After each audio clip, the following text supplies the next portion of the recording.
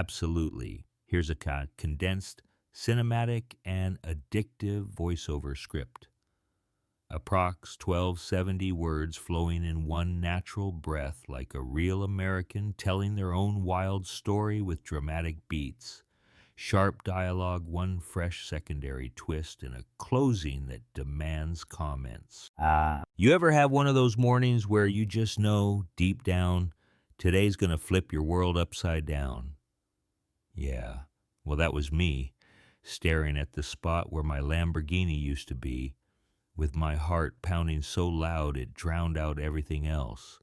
I mean, you spend your whole life busting it, rising up from nothing, only to have some punk neighbor's kid cut your lock and drive off in your car like he's starring in his own little Fast and Furious episode. And the best part, he picked the exact wrong day to show off, because that Lambo was about to make him famous in a way he never saw coming. Let me back up a sec so you know who's talking.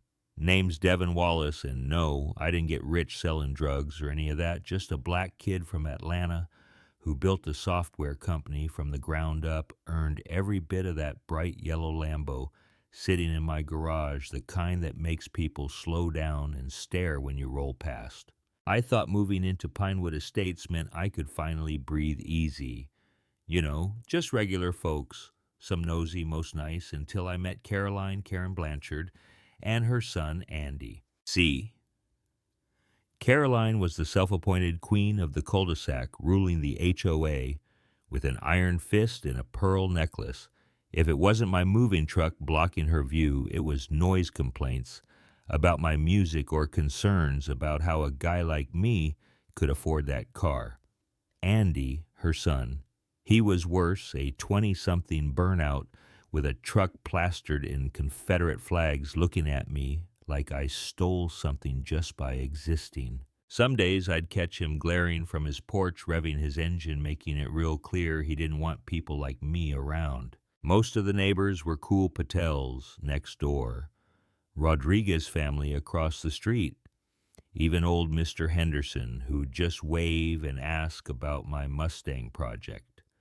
But that didn't stop Caroline from running her mouth or Andy from running his eyes all over my stuff. I tried to brush it off. Living well is the best revenge, right? But I always kept one eye open, especially after I started dating Aisha, my girlfriend who'd seen enough drama at the hospital where she worked. So picture this. I'm up early for a string of meetings, nervous about dinner with Aisha's parents that night when I noticed the garage side door cracked open. Now I'm meticulous about security. I'm talking Fort Knox with Wi-Fi. My stomach just drops. I step inside, and where my Lambo should be, there's just a patch of empty floor, a busted padlock, and the cold realization that someone got me good. My first thought, it's got to be Andy. I pull up the security footage, and just before the cameras cut out, there's a flash of blonde hair under a black hoodie, no mistaking that. I call the cops, heart in my throat. Officer Jenkins rolls up with his partner notepad in hand, and as I'm explaining, my phone dings. Instagram. Someone just posted a photo of my car. My Lambo parked at Riverside Park with Andy front and center, grinning like he just won the lottery. Caption, new whip. Who this, the nerve man? I show the officers, and you can see them trying not to laugh at how dumb this kid just made himself look. Here's where the universe steps in. Turns out Riverside Park is crawling with undercover cops that day, part of a task force looking for high-end car theft rings. So while Andy and his two buddies are chugging beers, blasting music, and taking selfies with my car, they have no clue they're on camera for all the wrong reasons. One of them decides to get cute and fires a paintball gun at the plainclothes officers. Not the sharpest tools, right? They bolt, but they're tackled in the woods, covered in mud, out of breath, totally busted. At the precinct, I'm met by Captain Hayes, a real no-nonsense kind of guy who apologizes and tells me they already have my car back. Then he slides over a folder Andy wasn't just stealing for kicks. He and his friends had been bragging in group texts about putting me in my place, calling me all kinds of things you'd expect from people stuck in another century. That's when the DA tells me this is officially a hate crime case. The messages, the targeting, the whole ugly package, suddenly, this isn't just about a car anymore. Meanwhile, Caroline storms into the station demanding I let it go, that her Andy would never, that I provoked him with my lifestyle. She's crying. She's furious, trying every excuse you can imagine, even offering to pay for any scratches. If I'll just drop the charges, I just sit there staring at her and say, he made his choice. This is bigger than us. Officer Jenkins backs me up, reminding her the charges aren't mine to drop, they're the state's. You should have seen her face when she realized the game was up. Twist of the day. As we're sitting in that gray community room, in walks Mr. Henderson. Yeah, the quiet old man from down the street. Turns out years ago, Caroline tried to get him fined for unsightly decorations just because his grandkids played in the yard, and she'd pulled stunts like that on half the block.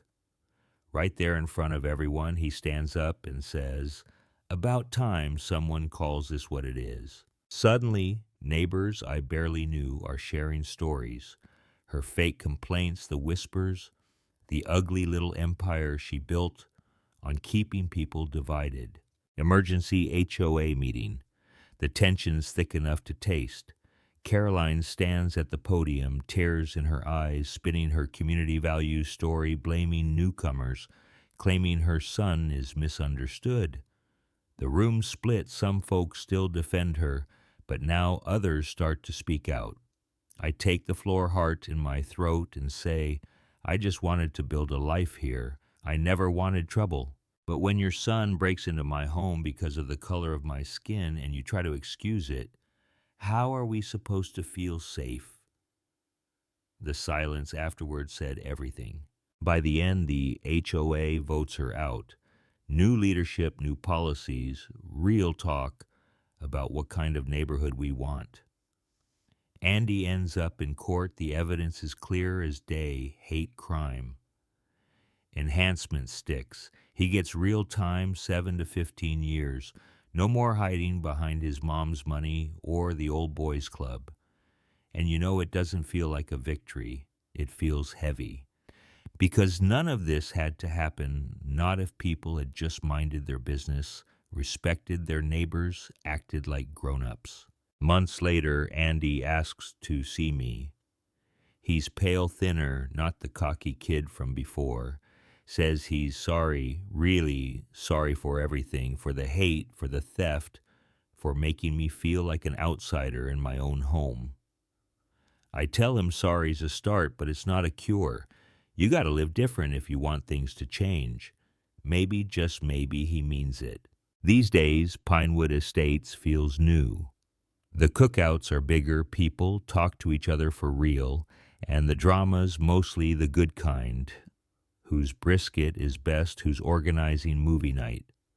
My Lambo's still in the garage, but it's just a car now.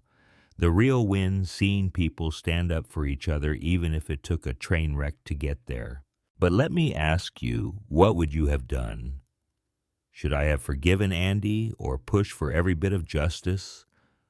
Was Caroline just a mother protecting her son or something else?